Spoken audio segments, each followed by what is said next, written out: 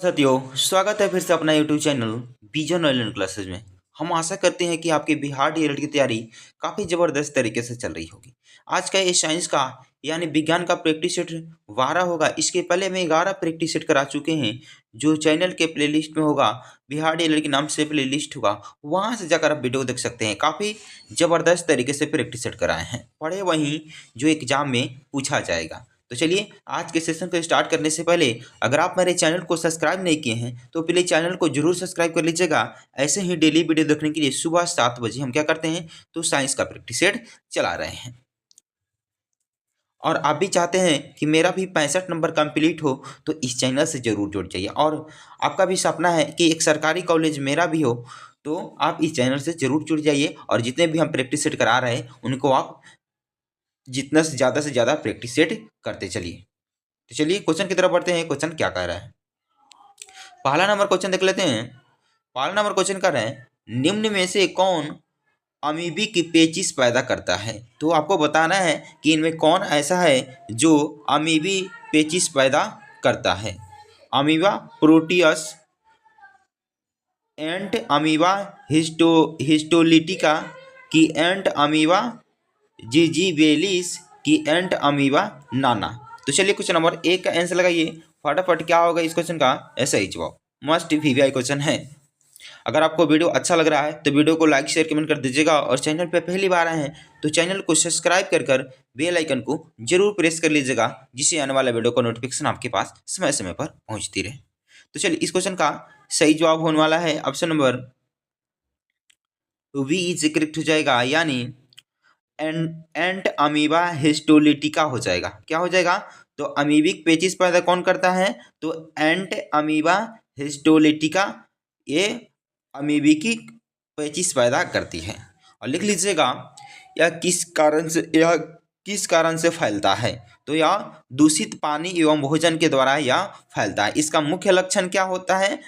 लक्षण भी लिख लीजिएगा। बार बार मल त्याग आना, मल में खून या म्यूकस आना, पेट में ऐंठन होना इसका मुख्य लक्षण है। इसका किस कारण से यह फैलता है? तो दूषित पानी एवं भोजन के द्वारा यह रोग फैलता है, यानी वी इज करेक्ट हो जाएगा इस क्वेश्चन का सही जवाब। आगे बढ़ते हैं क्वेश्चन नंबर 2 की तरफ। क्वेश्चन नंबर 2 कह रहा है, निम्न में कौन बच्चों को जन्म देता है? तो आपको बताना है इनमें कौन ऐसा जंतु है जो बच्चों को जन्म देता है। शशक, मेढक, नाग की छिपकली। तो चलिए क्वेश्चन नंबर 2 का आंसर लगाइए फटाफट। क्या होगा इस क्वेश्चन का सही जवाब? बच्चों को जन्म कौन देता है?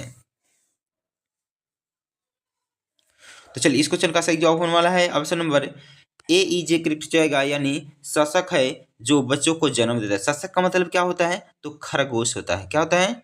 खरगोश होता है। तो खरगोश क्या देता है? तो बच्चों को जन्म देता है। बाकी मेढक, नाग, छिपकली क्या देता है? तो अंडा के माध्यम से बच्चा पैदा करती है। क्या देती है? तो मेढक, नाग, छिपकली अंडा के माध्यम से बच्चा पैदा करती है, लेकिन बच्चा जन्म कौन देता है?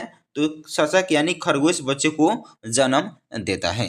लिख लीजिएगा, इसमें भी बच्चे जन्म देने वाले जीव को क्या बोला जाता है? तो बीबी पेरस बोला जाता है। क्या बोला जाता है? तो बीबी पेरस बोला जाता है। जो बच्चों को जन्म देता है उसे क्या बोला जाता है?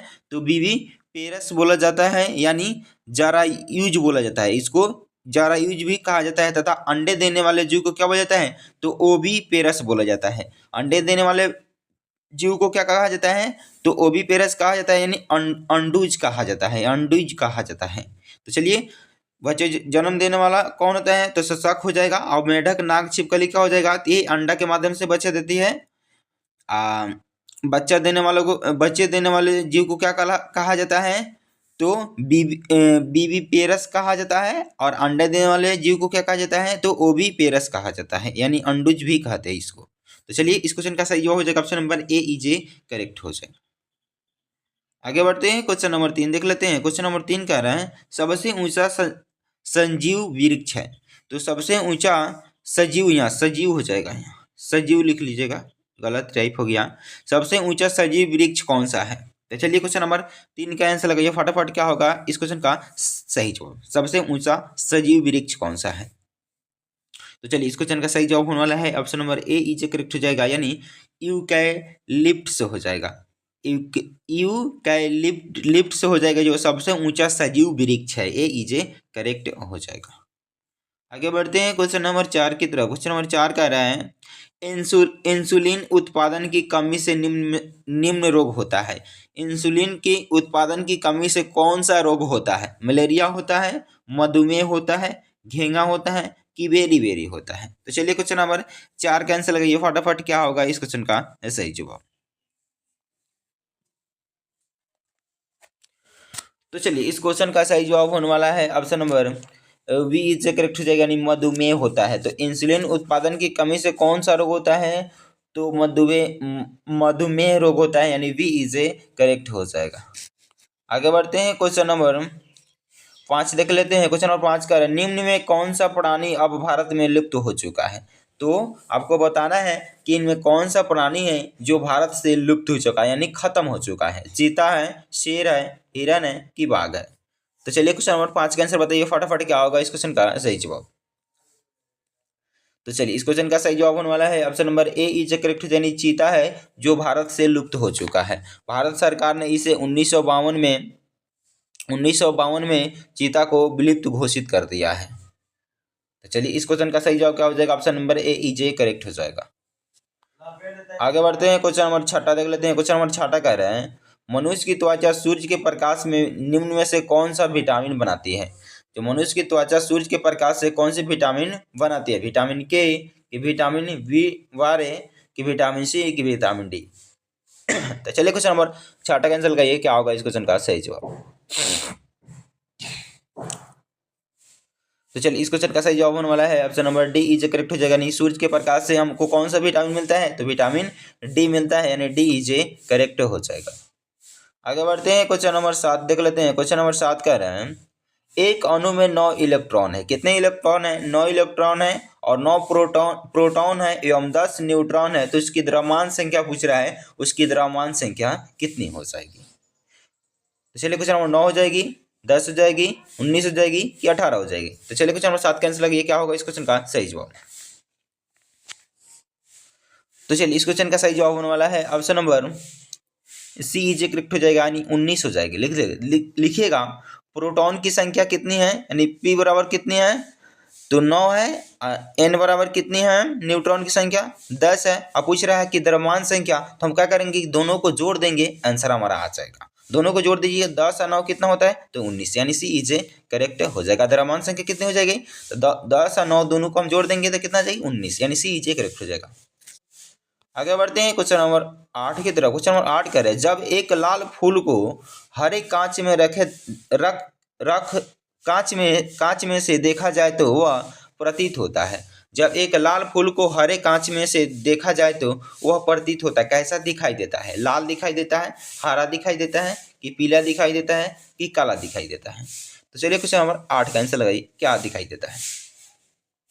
तो चलिए इस क्वेश्चन का सही जवाब होने वाला है option number D is correct, यानी काला दिखाई देता है, यानी डी इज करेक्ट हो जाएगा।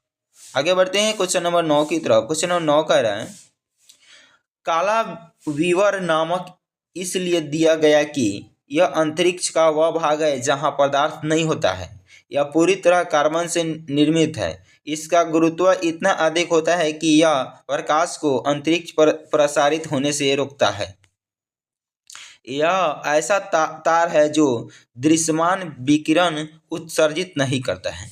तो चलिए क्वेश्चन नंबर 9 का आंसर लगाइए, क्या होगा इस क्वेश्चन का ऐसा ही जवाब। अगर आपको वीडियो अच्छा लग रहा है तो वीडियो को लाइक शेयर कमेंट कर दीजिएगा, और चैनल पे पहली बार आए हैं तो चैनल को सब्सक्राइब कर बेल आइकन को जरूर प्रेस कर लीजिएगा, जिससे आने वाला वीडियो का नोटिफिकेशन आपके पास समय समय पर पहुंचती रहे।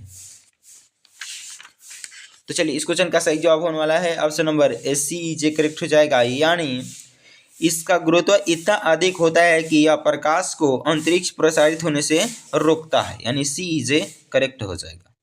आगे बढ़ते हैं क्वेश्चन नंबर 10 देख लेते हैं। क्वेश्चन नंबर 10 कह रहे हैं एक अणु पर उच्च ऊर्जा विकिरण पड़ने से एक या अधिक इलेक्ट्रॉन के अपचयन को कहते हैं।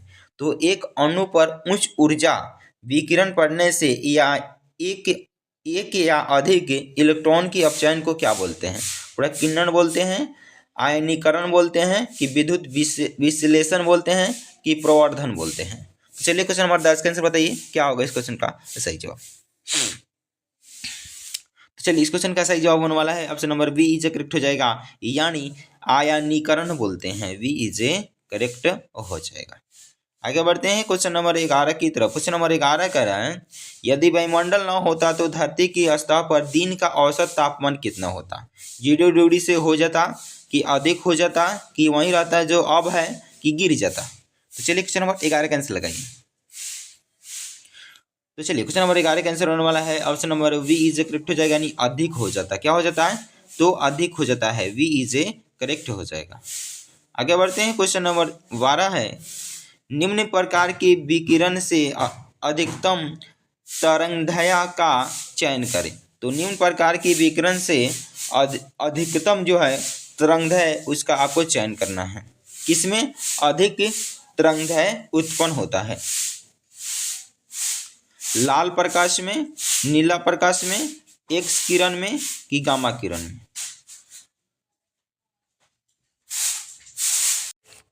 तो चलिए क्वेश्चन नंबर 12 का आंसर लगाइए, क्या होगा इस क्वेश्चन का सही जवाब। सबसे अधिक तरंगदैर्घ्य किस में होता है, तो लाल प्रकाश में होता है कि नीला प्रकाश में होता है कि एक्स किरण में होता है कि गामा किरण में होता है। तो चलिए क्वेश्चन नंबर 12 का आंसर लगाइए फटाफट, क्या होगा इस क्वेश्चन का सही जवाब। तो चलिए इस क्वेश्चन का सही जवाब होने वाला है option number A is correct हो जाएगा, यानी लाल प्रकाश का तरंगदैर्घ्य सबसे अधिक होता है। लाल प्रकाश का रंग क्या होता है तो सबसे अधिक होता है, और सबसे कम किस कलर का तरंगदैर्घ्य सबसे कम होता है तो बैगनी लिख लीजिएगा, बैगनी हो जाएगा। किस कलर का तरंगदैर्घ्य सबसे कम होता है तो बैगनी हो जाएगा, और सबसे अधिक पूछ रहा है तो क्या हो जाएगा तो लाल हो जाएगा, यानी ए इज ए करेक्ट हो जाएगा इस क्वेश्चन का सही जवाब। आगे बढ़ते हैं क्वेश्चन नंबर 13 की तरफ। क्वेश्चन नंबर 13 कह रहा है पृथ्वी सूर्य के चारों ओर घूमती है। पृथ्वी क्या करती है तो सूर्य के चारों ओर घूमती है। इस सिद्धांत को निम्नलिखित में से कौन उत्तम आधार प्रदान करता है, तो कौन उत्तम आधार प्रदान करता है। दिन और रात का बढ़ना कि ग्रहणों का लगना कि विभिन्न ऋतुओं का होना कि खगोलीय परिकलन की सरलता। तो चलिए क्वेश्चन नंबर 13 का आंसर बताइए फटाफट, क्या होगा इस क्वेश्चन का सही जवाब। तो चलिए इस क्वेश्चन का सही जवाब होने वाला है option number C is a correct हो जाएगा, यानी विभिन्न ऋतुओं का होना, सी इज ए करेक्ट हो जाएगा।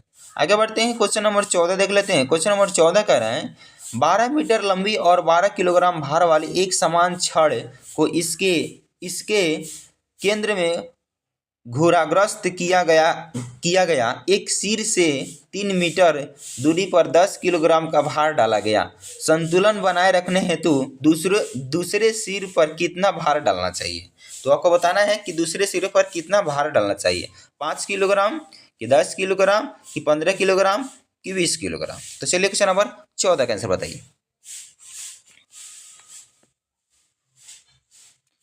तो चलिए इस क्वेश्चन का सही जवाब होने वाला है option number A is a correct हो जाएगा, यानी 5 किलोग्राम हो जाएगा, ए इज ए करेक्ट हो जाएगा। आगे बढ़ते हैं क्वेश्चन नंबर 15 देख लेते हैं। क्वेश्चन नंबर 15 कह रहा है ब्राउनी गति का निम्नलिखित में से कौन सा कथन निर्देशन करता है। तो ब्राउनी गति किसे बोलते हैं आपको बताना है, इसमें कौन सा कथन जो निहित है। तो द्रव में संवहनी गति कि गुरुत्व के प्रभावाधीन द्रव में कणों का अवसादन कि द्रव में सूक्ष्म कणों की यादृच्छिक का जाति कि गुरुत्व के प्रभावाधीन श्याम माध्यम में गोलाकार कणों की समान गति। तो चलिए क्वेश्चन नंबर 15 का आंसर बताइए, क्या होगा इस क्वेश्चन का सही जवाब। तो चलिए इस क्वेश्चन का सही जवाब होने वाला है option number C is correct हो जाएगा, यानी द्रव में सूक्ष्म कणों की यादृच्छिक का गति हो जाएगा, यहाँ गति लिख लीजिएगा, गति हो जाएगा। तो सी इज ए करेक्ट हो जाएगा इस क्वेश्चन का सही जवाब। गति यहाँ लिख लीजिएगा, गलत से टाइप हो गया। आगे बढ़ते हैं क्वेश्चन नंबर 16 देख लेते हैं। क्वेश्चन नंबर 16 कर रहा है बीटा किरणें वास्तव में हैं, यहाँ बीटा हो जाएगा, बीटा किरणें वास्तव में हैं विद्युत चुंबकीय विकिरण है कि अनाविष्ट कण है कि न्यूक्लियस के चारों ओर घूमने वाले इलेक्ट्रॉन है कि रेडियोधर्मी न्यूक्लियस द्वारा उत्सर्जित इलेक्ट्रॉन है। तो चलिए क्वेश्चन नंबर 16 का आंसर लगाइए। तो चलिए इस क्वेश्चन का सही जवाब होने वाला है option number D is a correct हो जाएगा, यानी रेडियोधर्मी न्यूक्लियस द्वारा उत्सर्जित इलेक्ट्रॉन हो जाएगा, डी इज ए करेक्ट हो जाएगा इस क्वेश्चन का सही जवाब। आगे बढ़ते हैं क्वेश्चन नंबर 17 की तरफ। क्वेश्चन नंबर 17 कह रहे हैं एक घर में लगे दो बल्बों में से एक दूसरे से तेज रोशनी देता है। क्या? एक घर में दो बल्ब लगे हैं लेकिन एक दूसरे से तेज रोशनी देता है, तो दोनों में से किसका प्रतिरोध अधिक होगा? तो मध्यम बल्ब का कि चमकीला बल्ब का कि दोनों का कि चमक प्रतिरोध पर निर्भर नहीं करती है। तो चलिए क्वेश्चन नंबर 17 का आंसर बताइए क्या होगा इस क्वेश्चन का ऐसा ही जवाब। अगर वीडियो आपको अच्छा लग रहा तो वीडियो को लाइक शेयर कमेंट कर दीजिएगा, और चैनल पे पहली बार आए हैं तो चैनल को सब्सक्राइब कर बेल आइकन को जरूर प्रेस कर लीजिएगा, जिससे आने वाला वीडियो का नोटिफिकेशन आपके पास समय समय पर पहुंचती रहे। तो चलिए इस क्वेश्चन का सही जवाब होने वाला है option number B is correct, यानी चमकीला बल्ब होगा। क्या हो जाएगा? तो चमकीला बल्ब हो जाएगा, वी इज करेक्ट हो जाएगा। आगे बढ़ते हैं क्वेश्चन नंबर 18 की तरफ। क्वेश्चन नंबर 18 कह रहे हैं एक ऊंची क्षमता वाली बिजली की तार पर एक पक्षी बैठा है, तो वह तुरंत मर जाता है कि उसे हल्का सा झटका लगता है, कि वह अप्रभावित रहता है, उसे जानलेवा झटका लगता है। तो चलिए क्वेश्चन नंबर 18 का आंसर बताइए फटाफट क्या होगा इस क्वेश्चन का सही जवाब। तो चलिए इस क्वेश्चन का सही जवाब होने वाला है option number C is correct हो जाएगा, नहीं वह अप्रभावित रहता है, सी इज करेक्ट हो जाएगा। आगे बढ़ते हैं क्वेश्चन नंबर 19 देख लेते हैं। क्वेश्चन नंबर 19 कह रहे हैं अस्थायी चुंबक बनाने के लिए उपयुक्त धातु कौन सा है? तो अस्थायी चुंबक बनाने के लिए कौन सी धातु का उपयोग किया जाता है? तांबा का, लोहा का, इस्पात का कि एल्युमिनियम का? तो चलिए क्वेश्चन नंबर 19 का आंसर लगाइए। तो चलिए इस क्वेश्चन का सही जवाब होने वाला है option number C is correct, यानी इस्पात का उपयोग किया जाता है। अस्थायी चुंबक बनाने के लिए किस धातु का उपयोग किया जाता है? तो इस्पात धातु का उपयोग किया जाता है, यानी सी इज करेक्ट हो जाएगा। आगे बढ़ते हैं क्वेश्चन नंबर 20 देख लेते हैं। आज का ये प्रैक्टिस सेट का लास्ट क्वेश्चन होगा और अपना स्कोर बताइएगा लास्ट में आपका स्कोर 20 में से कितना आया है। तो चालक का प्रतिरोध दिन भर नहीं करता है, तो चालक का प्रतिरोध किस पे निर्भर नहीं करता है? तो चालक की लंबाई पर, कि चालक की अनुप्रस्थ काष्ठ के क्षेत्रफल पर, कि चालक के तापमान पर, कि चालक के प्रवाहित विद्युत धारा पर? तो चलिए क्वेश्चन नंबर 20 का आंसर बताइए फटाफट क्या होगा इस क्वेश्चन का सही जवाब। तो चलिए इस क्वेश्चन का सही जवाब होने वाला है option number D is correct हो जाएगा, यानी चालक के प्रवाहित विद्युत धारा पर चालक का प्रतिरोध निर्भर नहीं करती है, यानी डी इज करेक्ट हो जाएगा इस क्वेश्चन का सही जवाब। तो चलिए आज के लिए इतना ही था, फिर मिलते हैं अगले वीडियो में। अगर वीडियो आपको अच्छा लगा हो तो वीडियो को लाइक शेयर कमेंट कर दीजिएगा, और चैनल पर पहली बार आए हैं तो चैनल को सब्सक्राइब करके बेल आइकन को जरूर प्रेस कर लीजिएगा, जिससे आने वाला वीडियो का नोटिफिकेशन आपके पास समय समय पर पहुंचती रहे। जय हिंद, फिर मिलते हैं अगले वीडियो।